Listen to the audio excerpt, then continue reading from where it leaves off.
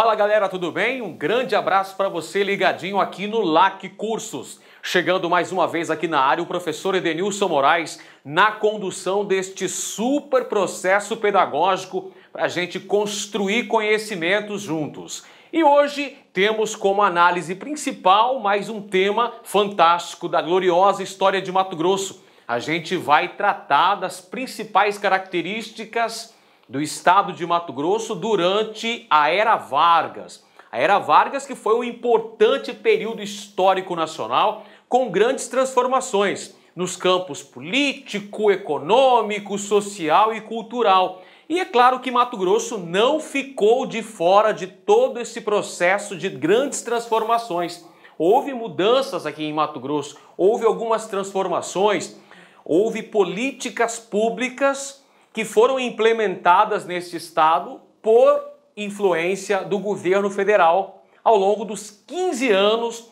que compõem a chamada Era Vargas. Vai de 1930 até 1945 e divide-se basicamente em três fases, que são três períodos. Então o primeiro ponto dessa aula que nós precisamos abordar é entender o que foi a Era Vargas e quais são as suas fases constitutivas, quais são as características principais de cada um desses períodos que compõem a Era Vargas. Então vamos lá, pessoal. Primeiro a gente vê o contexto histórico.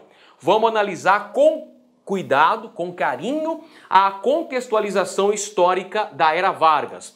1930 até 1945. 1930 é a data em que ocorreu a chamada Revolução de 1930, a dita Revolução de 30, que foi um movimento que levou Getúlio Vargas ao poder. Golpe de Estado com o apoio de setores militares e alguns setores setores oligárquicos dissidentes, e também levou Getúlio Vargas ao poder, ao Palácio do Catete. Em 1945 a gente tem o final da Segunda Guerra Mundial, quando do retorno das Forças Armadas Brasileiras que combateram na Itália, que combateram na Europa, retornam e vão contribuir para a queda de Getúlio Vargas, vão acabar depondo Vargas do poder. Portanto, Era Vargas é esse período de 15 anos que, como eu abordei para os senhores, foi um período de grandes transformações nacionais. A Era Vargas, por sua vez, está subdividida em três fases.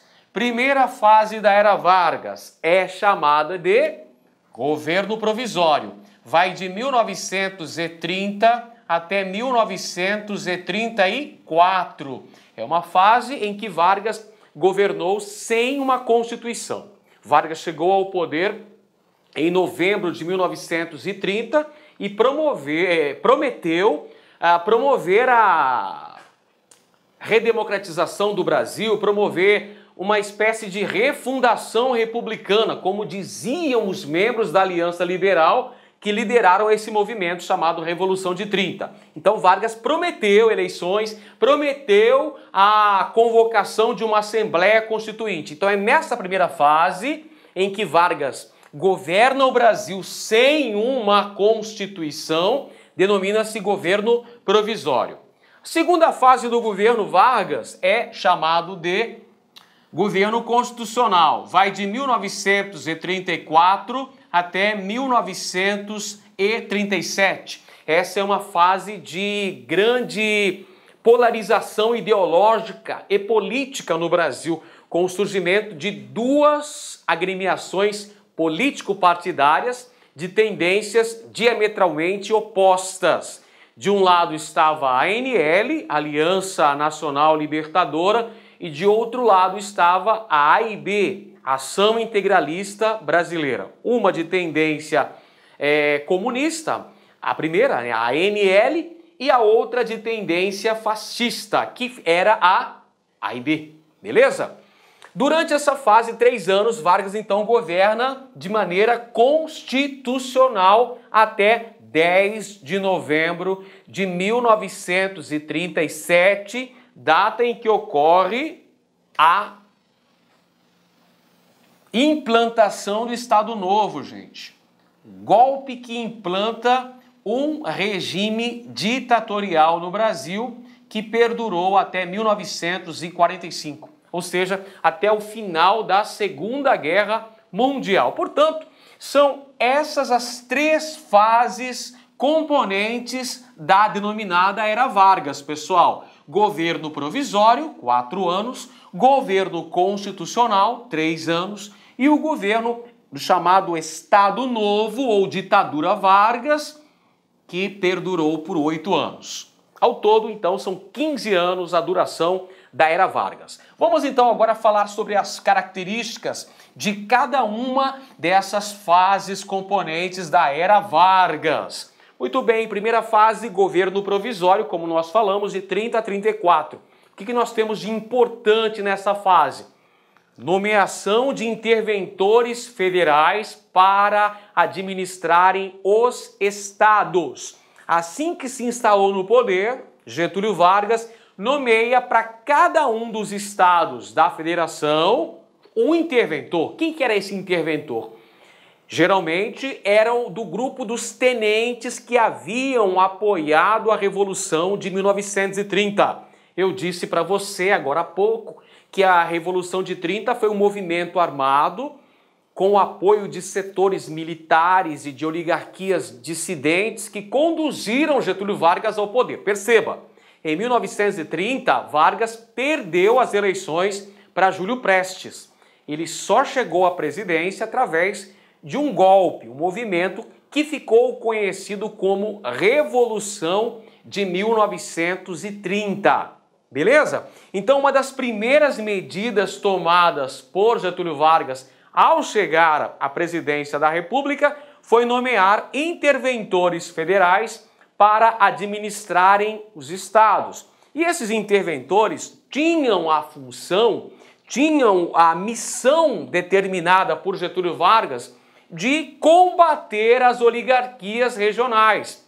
As oligarquias eram os grupos políticos que dominavam a cena política regional. Então o objetivo era retirar do caminho esses grupos que pudessem representar uma ameaça à permanência de Vargas no poder. Então a nomeação de interventores tinha essa função.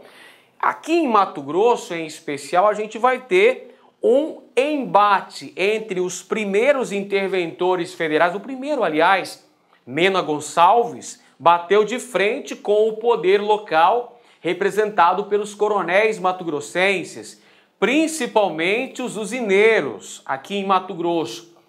Vai ter uma rixa muito grande entre o interventor e esses setores das elites políticas mato-grossenses. Tanto é que esse primeiro interventor acabou sendo substituído por Arthur Antunes, um outro interventor enviado por Vargas para administrar o estado de Mato Grosso. Muito bem, pessoal. Ainda durante o governo provisório, ocorre um movimento muito importante que tem reflexos diretos com a história de Mato Grosso. O movimento do qual eu me refiro intitulou-se... Olá, meus amigos, minhas amigas, gostou da aula do professor? Quer continuar assistindo essa videoaula? Então venha fazer o Lá Concursos, venha fazer o nosso curso completaço da Politec 2017 para os cargos de papiloscopista e para técnico de necrópsia. Nós aqui do Lá Concurso, nós fizemos aí algo muito especial para vocês. Nós estamos praticamente gravando outro curso para vocês aí e eu tenho certeza absoluta, se você cumprir as nossas orientações pedagógicas, vocês cumprirem todas as orientações dos nossos grandes professores, eu tenho certeza que você ficará altamente competitivo. Papo reto com vocês, olhando no olho de vocês, o seguinte, concurso data da prova dia 21 de março, aliás, 21 de maio de 2017. O tempo é curto, então nós fizemos um curso bastante enxuto. E se você conseguir assistir duas vezes as videoaulas com bastante atenção, garanto para vocês que vocês ficarão altamente competitivos aqui no LAC Concurso, né? Estou convidando vocês têm duas opções, né? Você pode fazer o nosso curso online, 10 mensalidades de R$30, R$300, o curso completo, tanto para o cargo de papiloscopista, quanto para o cargo de técnico em necrópsia. Temos aí para vocês, bacana? A banca é o FMT e nós temos outra opção, que é a opção do curso nosso presencial.